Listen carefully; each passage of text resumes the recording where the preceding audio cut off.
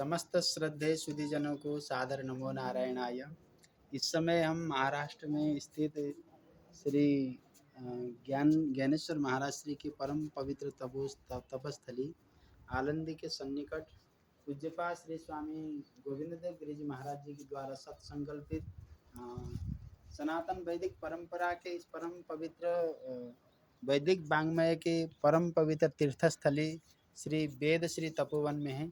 यहाँ के विषय में हमारे परम श्रद्धेय पूज्यपाद श्री स्वामी श्री सत्यनारायण दास जी महाराज श्री के मुखार बिंद से हम इस परम पवित्र वेदश्री तपोवन के विषय में हम आप थोड़ी सी यहाँ की जानकारी प्राप्त करते हैं। अब मैं पूज्यपाद महाराज श्री से सादर निवेदन करूँगा कि इस वेदश्री तपोवन के विषय में हम आप सबको यहाँ के विषय में सूचित करके हम सबको कृत। जय श्री सीताराम। आप सब लोग जिस क्षेत्र का दर्शन कर रहे हैं, जैसा कि स्वामी जी ने पहले ही बता दिया है कि वेदश्री तपो नाम से इस जगह की प्रसिद्धि है। इस जगह के अधिष्ठाता स्वामी पूज्य श्री गोविंद देव गिरि जी महाराज, जो श्री राम जन्मभूमि के कोषाध्यक्ष हैं, उनके सत्संकल्प द्वारा भगवान की प्रेरणा से यह बहुत ही दिव्य कार्य यहाँ पर संपादित हो रहा है।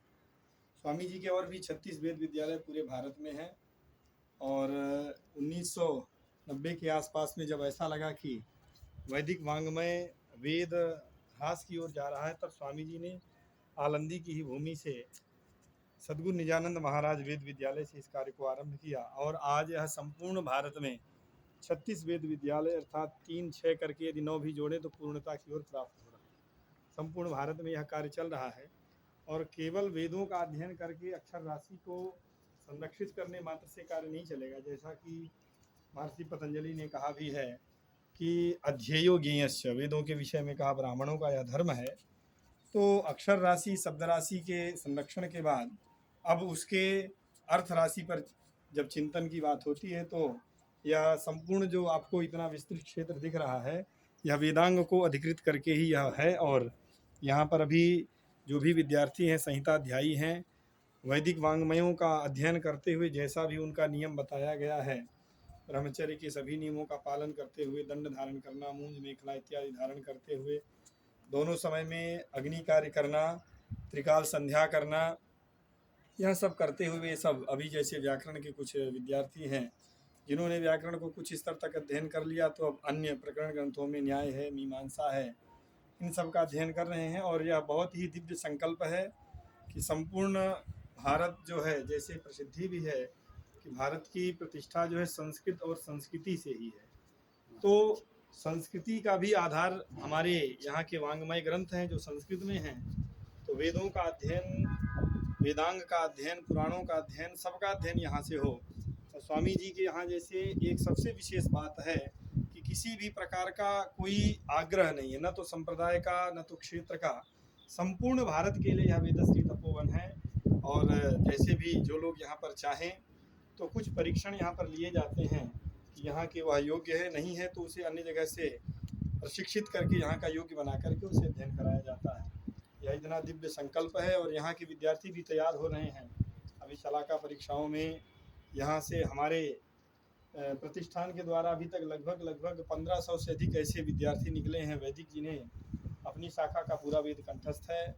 और लगभग 16-17 ऐसे विद्यार्थी भी हुए हैं जो अभी अच्छी जगहों पर अध्ययन करा रहे हैं और उन्होंने घनांत अध्ययन किया है।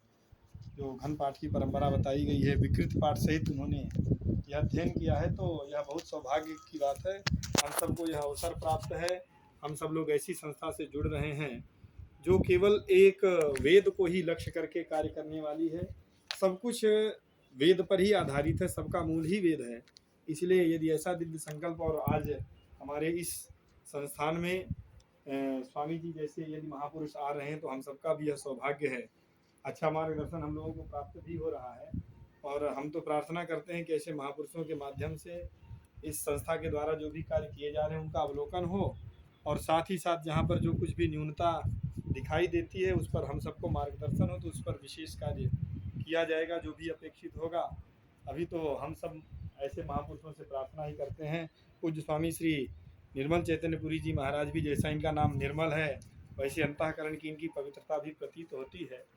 तो स्वामी जी आज यहाँ आए, हम सबके लिए बड़े गौरव की बात है यह। इनका मार्गदर्शन मिल रहा है। और इसके विषय में तो विस्तार से चर्चा की जाए तो बहुत लंबी बात हो जाएगी।